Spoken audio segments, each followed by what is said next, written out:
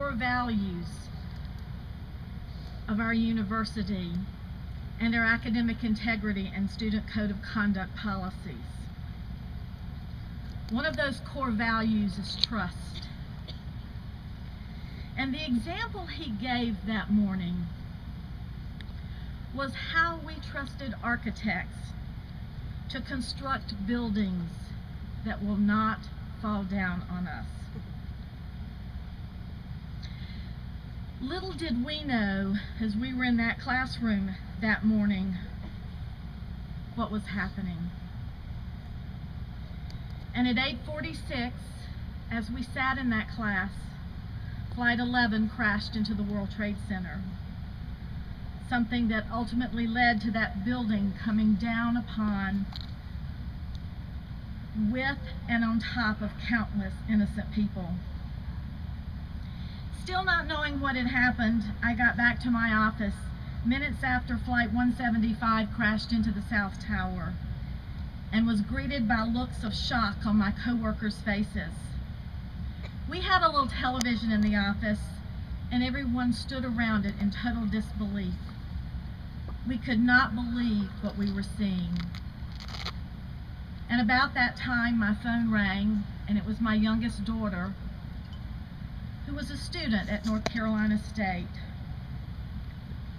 Her voice was in panic mode, and she simply said, "Mom, what is happening?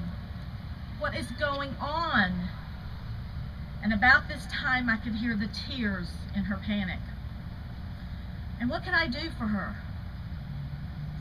I simply said, "Kathleen, I don't know myself, but let's calm down and pray for those who are trapped and for those who had already lost their lives at that point."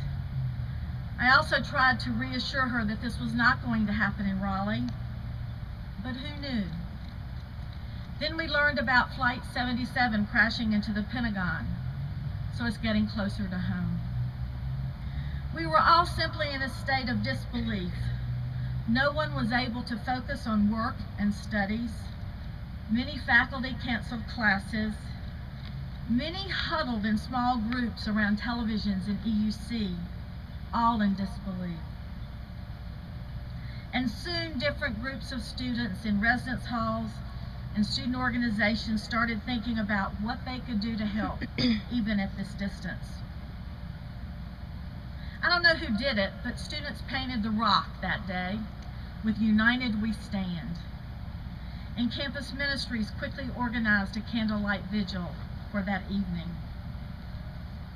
Fortuitously, on that Tuesday morning, we had a student affairs staff meeting, and we immediately began to discuss how we were going to help our community deal with this, particularly our students from New York and Washington, who may have had family members who worked in the World Trade Center or the Pentagon, or who were on one of the planes that ended so many lives. Then, of course, we knew that faculty and staff would be impacted as well. And while we were discussing strategies to address this tragedy, we learned about Flight 93's crash in Pennsylvania. Out of our staff meeting came two plans. The first was to create a website that offered ideas and suggestions on how to cope with the tragedy and even how to help, including blood drives, forums, vigils, donating money. And secondly, initial plans were laid out for a campus-wide gathering for the next day, September 12th at noon at the fountain. That night, as we all went home or back to residence hall rooms, televisions were on everywhere. There was not a channel that was not carrying this story. And I mean every channel. Sports channels, music channels, shopping channels, every channel, you name it. This was such a life-changing day in our country that absolutely everyone was focused on it, still in disbelief. And it was in a sense surreal, but yet we knew it was real. Life on this campus came to a standstill that next day, September 12th at noon. Chris Fay, our superintendent of grounds, himself from New York, led his staff in the early morning hours to create a beautiful setting at the fountain in which we gathered to mourn, to reflect, and to discuss our world at the moment. So there we were, hundreds and hundreds of us, many, if not most, in tears, with counselors and faculty from the Counseling Center and the Psychology and Counselor Education Department mixed throughout the crowd to help those who seemed to be suffering the most and to be available to talk to those who needed that support as the program came to an end. We have some of them with us tonight, once again. At one point, we all joined hands with tears falling down our faces and sang the national anthem, much like what we just did. And there may be tears here tonight, and that's okay. Those who knew someone who was lost in those tragic events on September 11th, and for some who still didn't know the fate of their friends and family members, were offered a rose at that ceremony, cut from one of our campus rose bushes by our ground staff. And these roses were later laid around the rock. I must admit that walking by the rock at the end of our gathering and seeing all those roses lying there brought this home to me. I'm not sure who started that, who put down the first rose, but somebody did, and other roses joined the one on the ground below the rock, again painted, "United We Stand." We were a community deeply impacted by that tragic day. We had community members who lost family and friends in every location. Many walked away from that ceremony with ribbons in red, white, and blue put together by students, particularly from Bailey Hall. And those ribbons were worn for many days after that as we continued to deal with the reality of what had happened. Some wore or carried small American flags, and again, many were still in tears. We are all human beings, and remembering this event is very painful for many of us and for many different reasons.